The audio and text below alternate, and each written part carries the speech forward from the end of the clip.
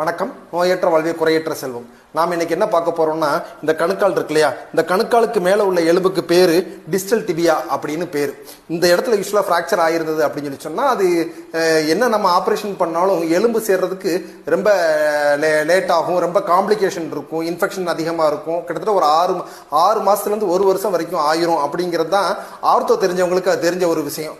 எனக்கும் அப்படிதான் நானும் அப்படிதான் ட்ரீட் பண்ணியிருக்கேன். ஆனா இப்போ லேட்டஸ்டா நான் என்ன பண்ணேன் அப்படின்னு கேட்டீங்கன்னா, எனக்கு தீபாவளிக்கு முதல் நாள் ஒரு லேடி, ஒரு 50 இயர்ஸ் மதிக்கத்தக்க லேடி ஏற்கலப்பை மேலே விழுந்து அவங்க எலும்பு சுக்குநூறா உடைஞ்சிருந்தது.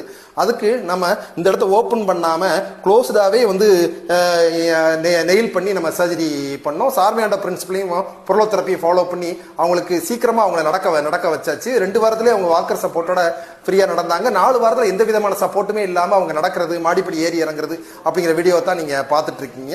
அவங்க இன்னைக்கு டிசம்பர் 2ஆம் தேதி இன்னைக்கு போய் டியூட்டியில் அவங்க ஜாயின் பண்றாங்க அப்படின்னு நான் நினைக்கிறேன். தேங்க்யூ.